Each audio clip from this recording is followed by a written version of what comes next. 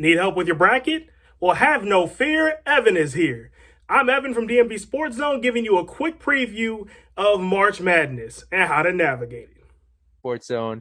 Chased down by Beal in the corner for three, gets fouled and hits. Welcome to DC. Well, they tied him out. You know where you're at, the USA cap. You're taking it slightly, I'm taking it slightly. Now how you gon' act on you gon' be right back. Well, we gon' be right here, we gon' be right here. We ain't going nowhere. Welcome to DC. DC, the home of Chuck Brown. Oh, you don't know the sound? Well, let me break it. Now, for this video, I'll be looking at a couple teams who I feel like could go all the way and win it all, as well as a couple teams who might make a Sweet 16 or Elite 8 run that you were not expecting.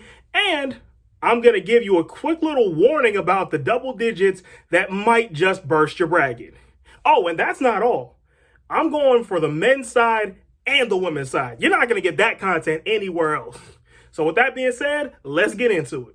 Okay, since the men's tournament kicks off first, we will be doing the men first.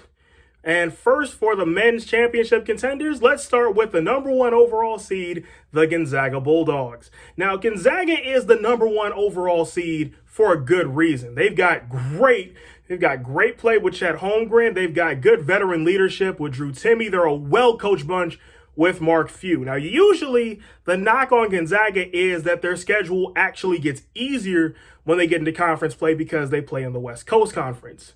Not necessarily the case this year, as Gonzaga is one of 3 West Coast teams that made the tournament this year, along with St. Mary's, who is a 5 seed, and San Francisco, who is a 10. So Gonzaga, you could actually say the Bulldogs are battle-tested this time around. Oh, and BYU is no slouch either. So yeah, Gonzaga is well-rounded, and I really don't see a team that can knock out the Bulldogs until the Elite 8 at the earliest. So yeah, watch out for Gonzaga. Up next, we're going to talk about the Big 12 champions, the Kansas Jayhawks. Now, after a down year last year, Kansas looks like they're returning to a traditional Kansas team. They've got good ball movement out of the backcourt. They've got a solid front court as well. Ochai Agbaji is one of arguably the best player in college basketball. And Kansas is going to be a very, very, very tough out because, in my opinion, the Big 12 may have been up there for the toughest conference in college ball this year. The only other one you can make an argument for is the Big 10. But yeah, Kansas has been through it all, and they're still out here fighting. So yeah, don't sleep on the Jayhawks. Oh, I know what you're thinking. Oh, you're leaning a little bit heavy on the one line, aren't you? Yeah, the first 2 picks have been ones, but I'd strongly advise do not put all ones in your Final Four. In the men's tournament, that has only happened one time, and it's probably not going to happen twice. Not if Duke has anything to say about it. Now, I know Duke has been looking kind of suspect lately with the loss to North Carolina and the ACC championship game against Virginia Tech and the game before that against Syracuse. But my thing with Duke is Coach K always turns up this time of year, always turns up in March. He gets the best out of his guys for this tournament, so you're going to see a lot of good play from the likes of Paulo Blancaro and company. So, yeah, Duke, I feel like Duke is going to be Duke, and that's why you should watch out for the Blue Devils. And now for the women's side of the bracket, the first team I'm going to say watch out for is the, of course, defending champion, the Stanford Cardinal. Now, Stanford is very, very, very tough to play against. They're very stingy and aggressive on defense, and they have an offense that can score in bunches. Like, as in, you tip off, game is tied. You look up on the scoreboard 2 seconds later, and suddenly it's 12-0 Stanford. That's the type of team the Cardinal are. And Stanford in that Pac-12 has been very battle-tested. So I don't see a team that can knock Stanford out until possibly the Final Four.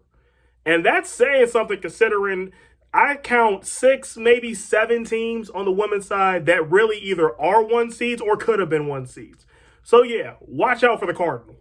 Up next, let's talk about the #1 overall seed, the South Carolina Gamecocks. Now, South Carolina is coached by who I believe to be the best coach in the women's game, Dawn Staley. They have who I believe to be the best player in the women's game in Aaliyah Boston. So South Carolina, so you put those two together and you look at the South Carolina team like, who gonna check them basically? Who's gonna check them? And it's sad because their first opponent might just be an HBCU at Howard. But hey, business is business on that front. But for South Carolina, though, they can attack in a couple different ways. If the threes ain't falling, guess what? They got one of the best front courts in the country to scoop up the rebound, put it back in. So yeah, South Carolina, a team to watch. This last one, predictable as it may be, the Connecticut Huskies. Now, UConn is one of those teams. Remember how I said earlier how there are 7 teams who you could have made an argument for to be a 1 seed? UConn is one of those teams. Although I understand why there are 2, it's because of the Paige Beckers injury, and UConn kind of tailed off during that time. But when she came back, and even right before she came back, UConn started hitting their stride in conference play. And the Big East men's side or women's side ain't no pushover. So for UConn to come out on top as dominant as they did in that conference, I really don't see anybody checking the Huskies until possibly the Elite Eight. So yeah, UConn is another team to keep on your radar. Oh, but now we're getting more advanced. So for this next segment, I'm advising you guys to put the pillows away because now we're going to talk about sleepers. And the first sleeper I'm going to talk about with y'all is the Iowa Hawkeyes, the Big Ten champions. Now, Iowa being seeded as a 5, honestly, I feel like is a little bit low because this team is scary good. With the likes of Jordan Bohannon and company, they can light it up from 3. They've got a pretty good front court, which you really need to win in a conference as tough as the Big Ten. And who I really feel like, again, Big Ten, Big 12, right there as far as toughest conferences in the country. And not only did Iowa win the conference, the Hawkeyes were the most consistent team in the Big Ten by far. So yeah, Iowa, don't let the 5 seed fool you. Iowa, in my opinion, is a 2 or 3 seed in disguise. Up next, we have a team who is now kind of a tournament veteran, the Loyola Chicago Ramblers. Now, Loyola Chicago, if there was one double-digit seed, if there was one lower seed who I look at anyway, and say, this team is definitely going to win in the first round, it's Loyola Chicago. Because they were fortunate enough to get a team in Ohio State that they match up really well against.